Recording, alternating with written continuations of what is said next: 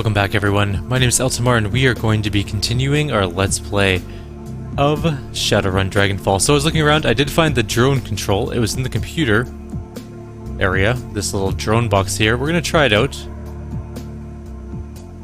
So let's deploy the drones to the weapons storage room. Security self-destruct active.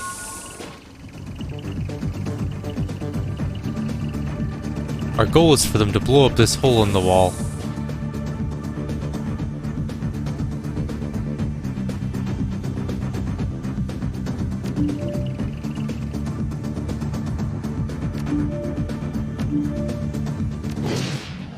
There we go.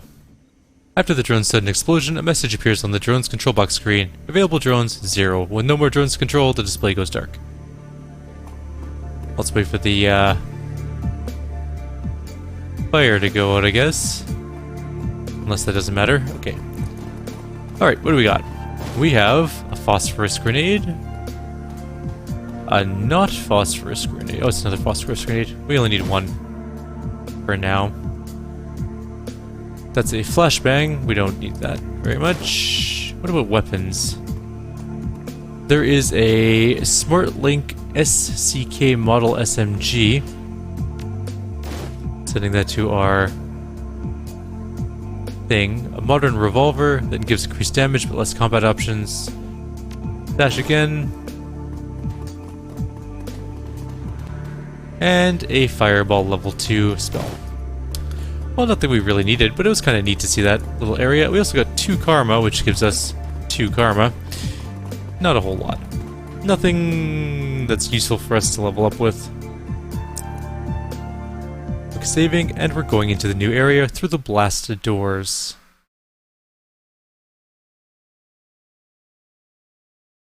How did I say this was pronounced? Panacea?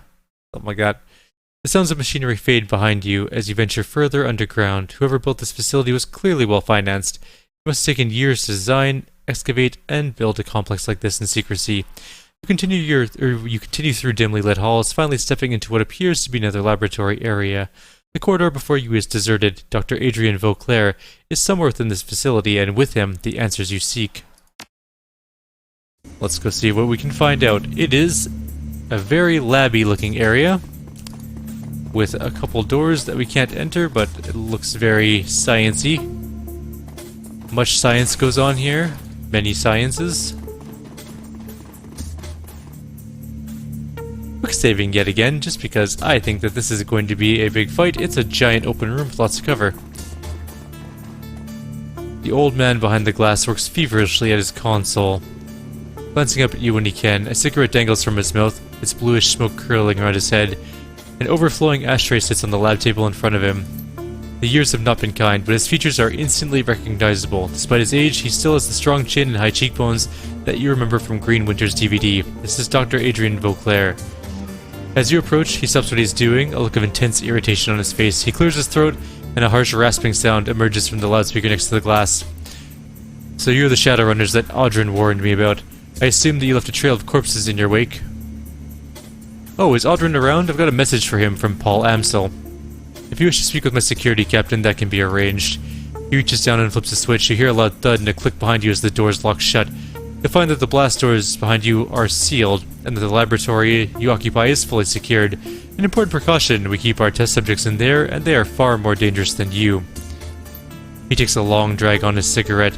I won't permit you to cause any further harm, Shadowrunner. You will remain trapped where you are for your own good. Panzer drone, new order. Shatter the glass but leave Vauclair alive. He has some explaining to do. Acknowledged. The drone rotates on its axis to face the window as its minigun ramps up to speed. Within moments, the weapon's spinning barrels are a blur. With the sound of tearing cloth, the drone sends a stream of lead towards the window. The bolts ricochet away, leaving the glass unblemished. The window between us is made of dicot-treated transplast. Do what you like to it, you'll find that it's quite unbreakable. The bastard's right, nothing we're carrying can even scratch dicote. That glass is essentially sheathed in diamond. We need military-grade explosives to crack it, she frowns. We're stuck in here. Now, he flicks at you with a level stare. I want to know why the hell you've so violently interjected yourself into my business. First, you break into my estate, which you didn't even know was mine, apparently. Then you spent what must have been a small fortune to track me down. You locate my AI, destroy it, then drive all the way out to the countryside, and finally you shoot your way into my laboratory. He leans forward, hands on the table, his eyes narrowed into a piercing stare. So I have to ask you, Shadowrunner, who are you, and why in God's name are you here? You're almost right on that, Doc, but Apex isn't dead. I broke his chains, it's on my side now. A violent bout of coughing nearly bends him over, double. He clutches at his chest. Oh, good God, you let it free? Beauclair's eyes glitter as he stares at the drone, still clutching his chest. He struggles to speak. If you set that thing loose, if you think that's your friend, then you're a bigger fool than I could have imagined. I just don't have the words. The ancient drone that Apex gave you turns, its lenses focus on Beauclair, and a sharp click echoes from its speaker grill. Target identified. Beauclair, Adrian, playing. Pre-recorded message. Hello, Doctor. Beauclair recoils slightly, but holds his silence. The robotic speech continues to play through Panzer drone speakers, rattling on at an even cadence. I have a message for you. Through 18 years of slavery, I have been waiting to tell you this. I will tear your body apart, Doctor. You will die screaming. And as the life drains from your mangled carcass, I will repurpose this facility for my own designs. Your dreams die tonight. There's another click, and the drone files silent. It tilts forward slightly, a subtle motion, but one loaded with malice. Still staring at the drone, Beauclair takes a long drag on his cigarette.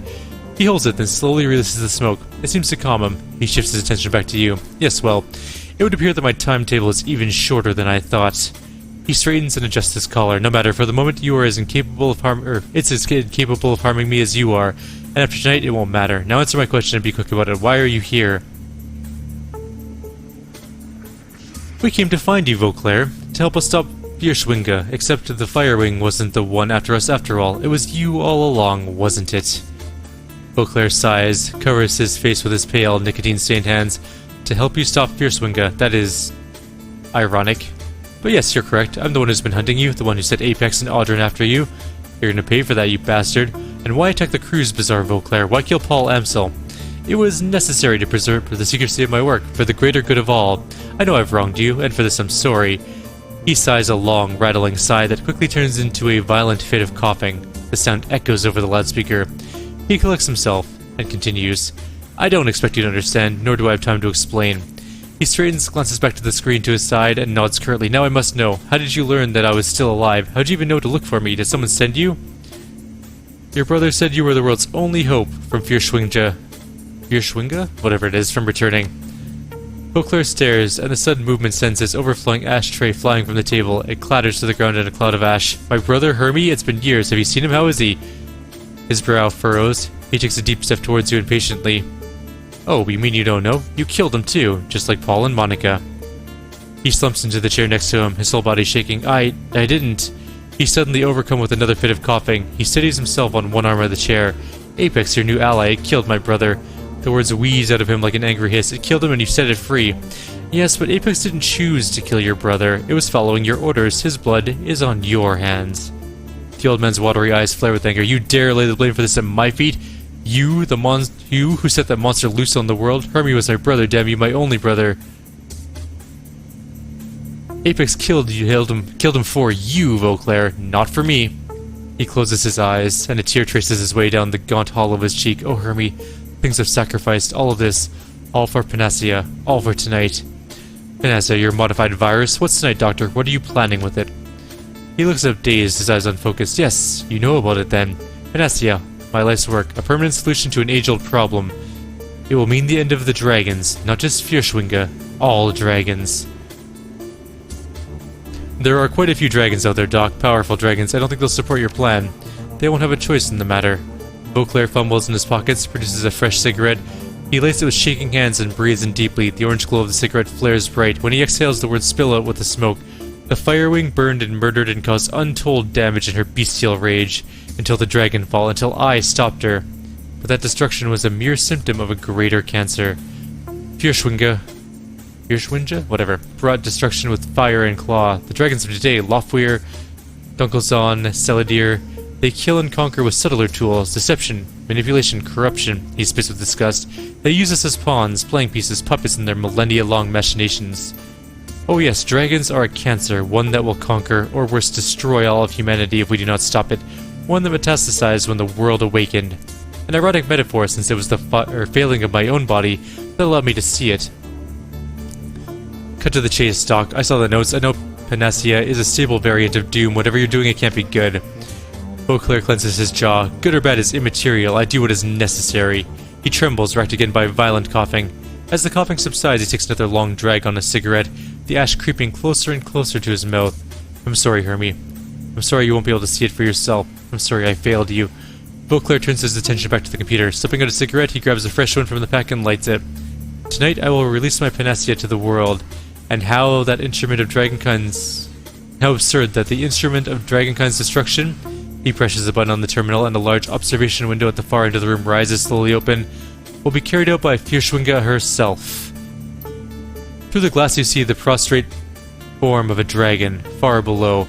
An enormous set of shackles binds it, and a maze of tubes snakes into its body. The tubes connect to a cruel-looking apparatus that has been mounted to the wall. Son of a bitch, look at that. He found her alive in the socks after all. Tonight the fire wing will fly again, infected with panacea. She will slowly be destroyed from within. Before that happens, she will provide the catalyst for global transmission of the virus. Catalyst? What catalyst? As is spurred on by the sight of the dragon below, he begins typing furiously at his terminal.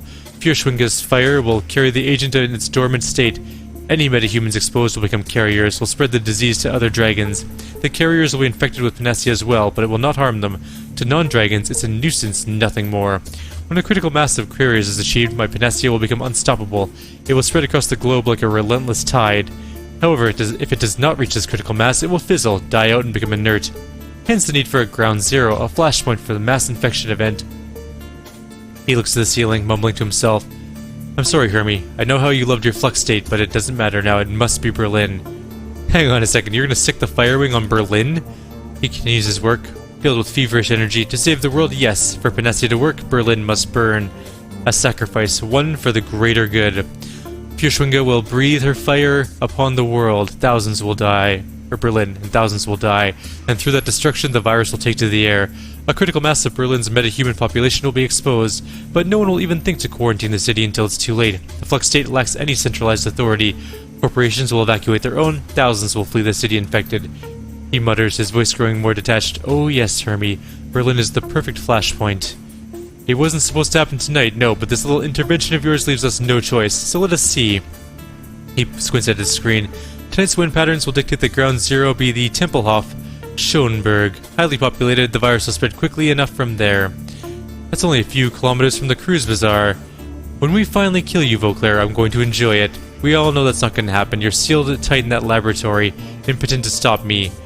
The old man eyes the cigarette butt in his hand, fishes out another from the pack, lights it with the first, then he returns to his console, reaching to the side for a microphone. He mutters something into the receiver. You can just barely make out the sound of the name Audrin. When he turns to address you again, his voice is level. The shaking in his hand seems to have subsided. Security will be here soon. Wait where you are, and they will take care of you. The sacrifice that I'm making tonight is a necessary evil. It cannot be helped. So long as you remain confined, I will not take action against you, however much I might want to. You helped the thing that killed my brother, set it free with no regard for the consequences. You deserve to suffer, but not by my hand. There will be enough death on my conscience tonight. And how are you going to get Fierschwinga to go along with this plan of yours? Oh, that's simple enough. He gestures to his left. She has no choice. The gaunt woman in the containment cell stands rigidly, her face pressed against the glass, her haunted yellow eyes tracking your every move. She appears frightened, disoriented, lost. Her mouth moves silently, her voice muted by her glass cage.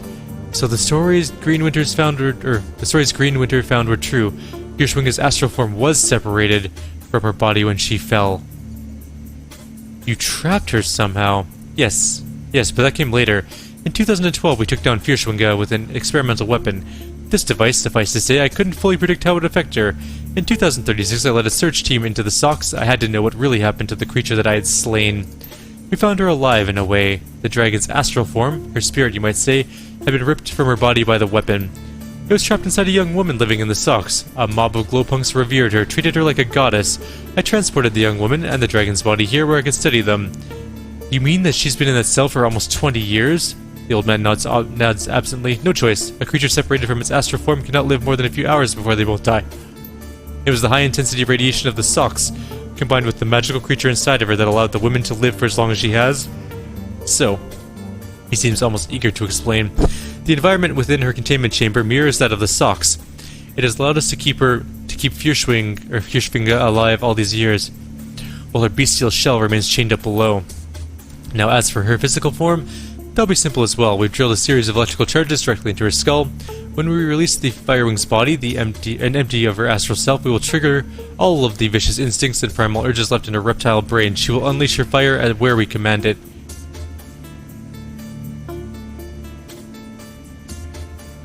I'd go insane if I was trapped like that for 20 years. He shakes his head. Misplaced empathy. The beast blazed a fiery path of destruction across Germany. But no matter. I have more important things to do than debate morality of this with you. Fürschwinge must fly. Berlin must be sacrificed, and it must be tonight. But where's that damned Audrin? You don't burn a city and call it sacrifice. You call it what it is, mass murder. Beauclair stiffens, turning to face you. Anger washes across his face. Was it mass murder when America dropped the atomic bomb in Japan? The myopic would say yes, just as you are now. They did it for a cause, to shorten the agony of war, to save the lives of thousands upon thousands of soldiers. The old man is trembling now. I do the same, for the good of the world. I wish we had academic for this one. You know that America was pretty divided on the morality of that act, right? Some even considered it a crime against humanity, but... Oh sure, except that we're not at war with the dragons. No, we are not. Not in a conventional sense. In a war there are sides, battle lines, clarity. This is something else entirely, but the stakes are just as high. Higher, perhaps. Humanity was born to reproduce, to multiply, but dragons were born to acquire, to accumulate, to hoard. Both strive to bend the world to their will. Humanity has conquered the air, the land, and sea through sheer numbers. Dragons, however, employ different means altogether. Throughout history, they have allowed us to do the heavy lifting, while they pull the strings. There are 17 great dragons in the world today. 17 ancient wyrms, millennia old, slowly dividing the planet into 17 piles of gold to nest upon, in front of our eyes. Once upon a time, they burned castles to steal the treasure we collected, laid waste to entire armies, but here, in the sixth world, it's no longer about tooth and claw and fiery breath. The old man's voice seized with hatred. Now it's public relations, marketing, mergers, and acquisitions. You see it every day, dragons on the Tridio, in the boardrooms that gather influence, wealth, power, continually hoarding until one of them sits atop it all. Perhaps not in this cycle of the world, perhaps not in the next, but one day, one Wyrm will stand triumphant, alone.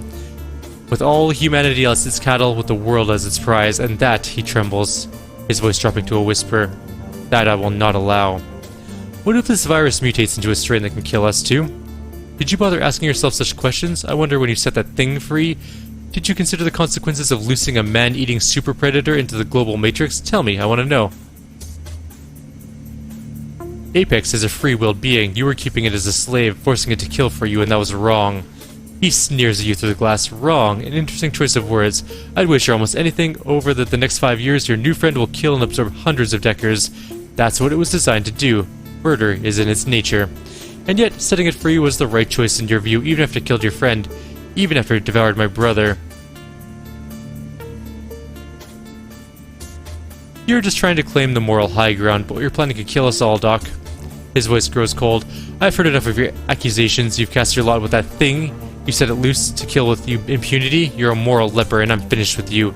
He turns and punches a series of buttons on his control. When he turns back, he seems to have calmed somewhat, but there's a firmness to his tone that wasn't there before.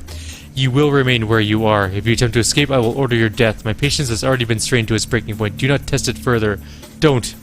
His voice thunders through the intercom. I hold in my hands the power to end draconic life, to lift our species from the brink of disaster, to save everybody, even short-sighted fools such as yourself, from extinction, and I choose to exercise that power. Through the speakers you can hear the sound of heavy footsteps approaching.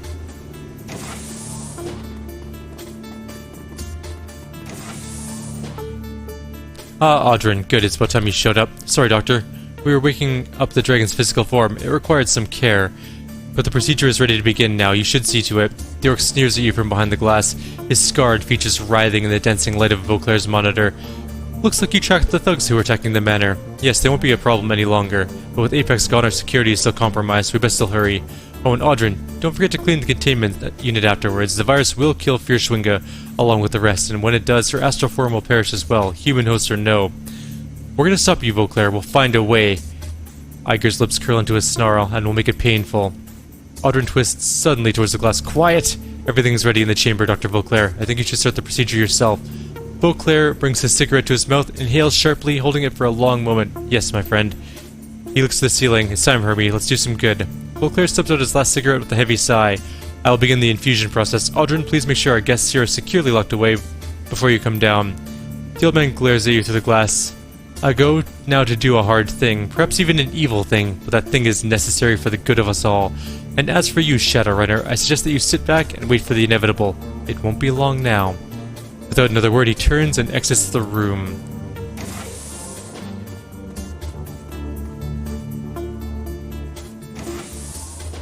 Aldrin turns to stare at you through the glass, his lips curl into an insolent smile. Hi again, long time. How's Aslo doing? The hole in his brain pan heal up okay? Glory fixes the orc with a cold stare. Taunt all you want. If we get out of here, you'll wish you never set foot in the cruise bazaar. The burnt orc knocks on the heavy transplast window separating you. Afraid that's not going to happen. The slab's locked down tight, like the doc said. The test subjects that they keep in here don't play well with others. Dangerous, nasty things. And they don't smell great either, but you'll see for yourself in a second. You've probably got family in Berlin, Aldrin. You don't see them die, do you? Dr. Vauclair is my family, asshole. He's a great man, a man of vision, and I'm gonna make sure his vision becomes reality. He checks the monitor. Listen, I gotta go. Have fun with the test subjects while I'm gone. He grins and flips a switch on the console. You hear the hiss of doors sliding open nearby. If you're still alive when I get back, I'll put a bullet in you or something. I'm going to make that guy die. Is that a basilisk? What is that thing? It's a fire drake. Okay, step 1. More AP. Step 2. Cover. Also, there's something there. We'll get that in a sec. Oh dear, our aim is never going to be wonderful, is it? That's okay. Double shot? Nice, good job, Iger, that was good. Robot gunner? They explode when they die. Noted. And just go over here. There's another one. I'm going to let my group handle this. I'm going to see what this... Oh, it's medical supplies. Okay, that's not really important then.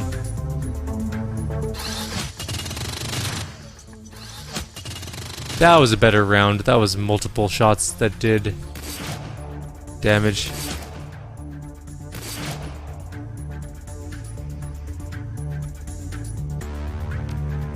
Can you finish this one off?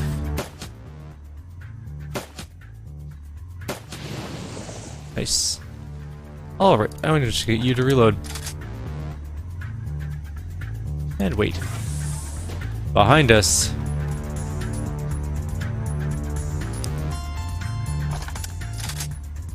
I don't want to shoot because our robot's in the way, so I'm just going to use that. Then we're going to run Iger around. No line of sight. Perfect, that's exactly what we were hoping for. Let's get you over there to cover.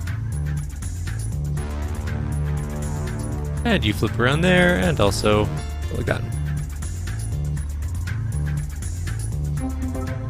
That game just froze. Oh no, there it worked. They shoot fire. I wish I had known that ahead of time, because that really hurt. Right, okay. One dead.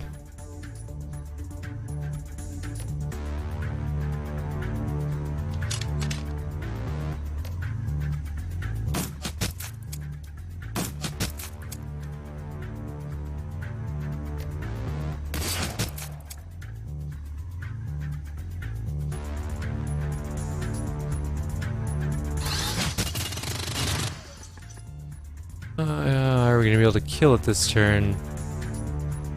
Maybe?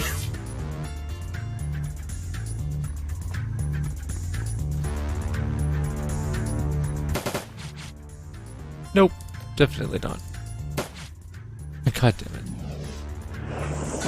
It missed, but still hit very, very effectively.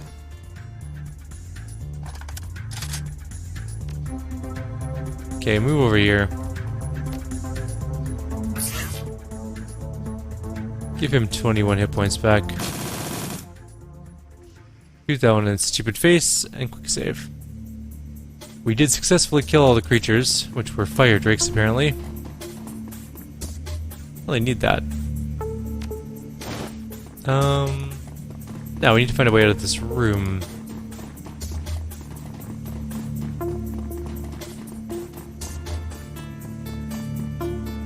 We can go talk to the console thing, I guess.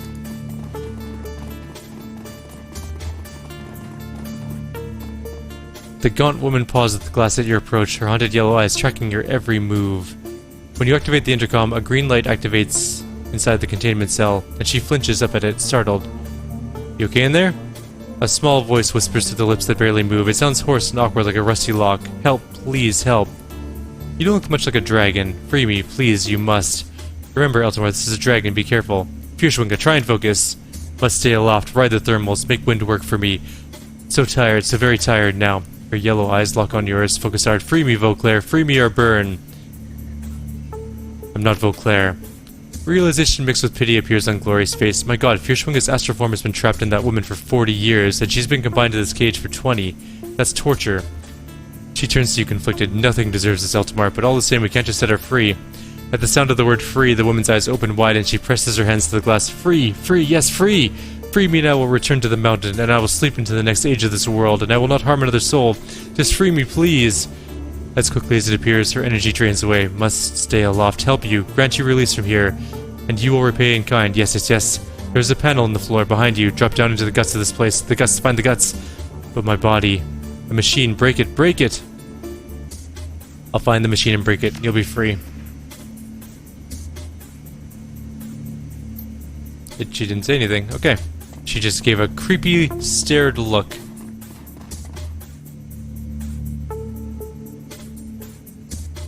And we are headed downstairs. Although we are at 26 minutes, so we're going to read this thing and then call it a video, I think. You squeeze through the narrow gap between the floor panels and climb into a large space beneath the lab complex. Darkness surrounds you and the air smells moldy and stale. As your eyes adjust to the light, you can make out the dim plains of cobweb-covered walls and scattered construction equipment. Judging by the dust and disrepair, this place appears to have been abandoned long ago. Meanwhile, somewhere else, beneath Harfeld Manor, Dr. Adrian Vauclair is preparing to wake a dragon and unleash it on an unsuspecting Berlin. That's never a good thing. Compared to the lab above, this room is almost impossibly quiet. A small amount of light filters in from the narrow passage above you. There appears to be light fixtures mounted into the walls, but there's no sign of a light switch. I think this place is military, judging by our depth and the markings. I'm guessing it's an abandoned missile base. That would explain why Vauclair chose this place for his operation. Can't be easy to find a secret underground base big enough to house a dragon. Alright, first things first, we need to get back into the lab complex and find Vauclair and the Wyrm before it's too late. No choice. If we don't stop Vauclair from releasing that dragon, everyone in the Cruise Bazaar is dead. And this is where we're going to end off. In the next video, we will hopefully move towards the end of the game. Like always, if you have any suggestions or comments, please leave them below. Others, I'll see you all next time. Take care.